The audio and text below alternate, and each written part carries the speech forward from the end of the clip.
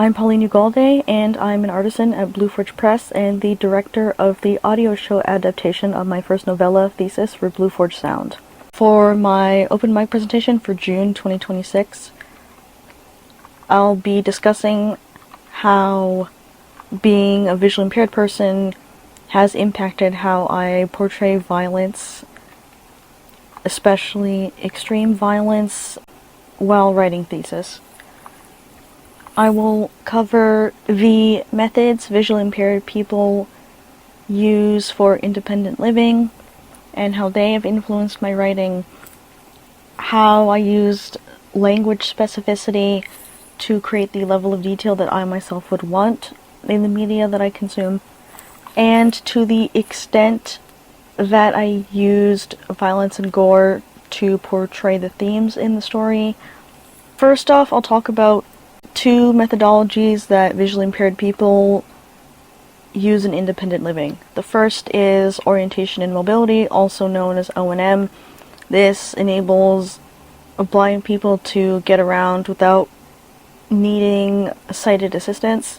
O&M instructors who are sighted people themselves with experience in teaching blind people, including having accumulated a specific amount of hours blindfolded and navigating with a white cane themselves, use terminology like cardinal and ordinal directions, the hour hand positions on an analog clock, with a degree of specificity necessary to describe a location, geometric terms like describing people or objects as being parallel, perpendicular, or tangential to each other, and so on, which will be relevant in the next section regarding language specificity, the time-distance relationship for walking between locations.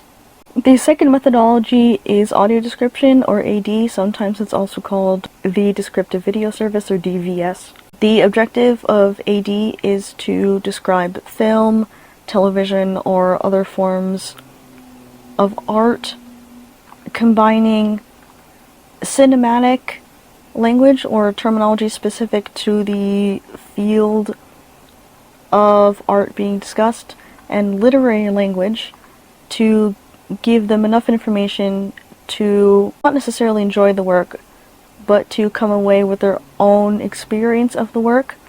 And most important of all, the AD text itself and the voice acting aren't supposed to prescribe emotional intent that the author did not intend, or even if they did intend it, onto the work.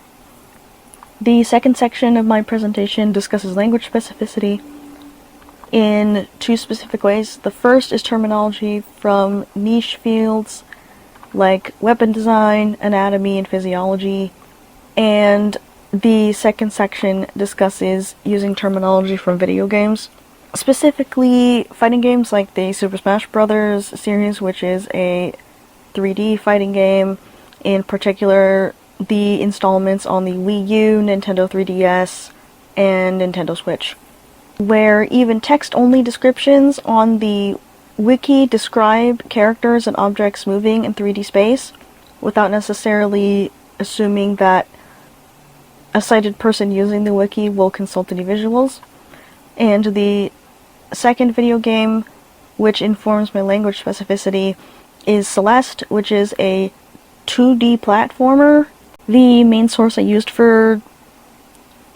to not only describe techniques from the game that the cast uses in Thesis, but informed how I described environments and fight scenes, but especially traversing such chaotic environments, is a YouTuber called Average Imposter, who has created a series describing the mindset and tangible techniques players would need to complete the game, increasingly tight time thresholds.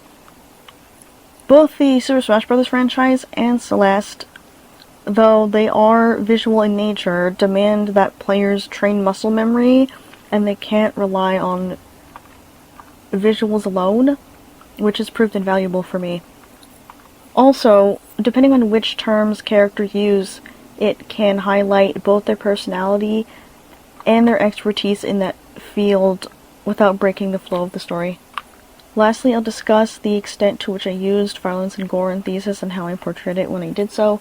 In short, I used all of the fields of expertise I've described to add specificity to the causes of and the actual descriptions of wounds and deaths like those you would see in slasher movies and in the Saw movies. I saw violence as a way to accentuate the themes in Thesis, especially if employing extreme violence or gore or graphic descriptions would do so more effectively than withholding that information, and this methodology runs counter to horror subgenres like elevated horror and found footage. In order to gauge whether a scene accentuated the themes enough to the appropriate extent, I would evaluate whether I would cringe, if not react aloud, if I read the scene I wrote in a publication I stumbled across on my own time. In essence, a completed scene, whether it's an environmental navigation scene or fight scene, culminates in combining literary language, niche language, and a fitting character reaction. So they react with the, if not the appropriate degree of severity, but in a realistic way for that character at the time, relative to their expertise in what they've just seen.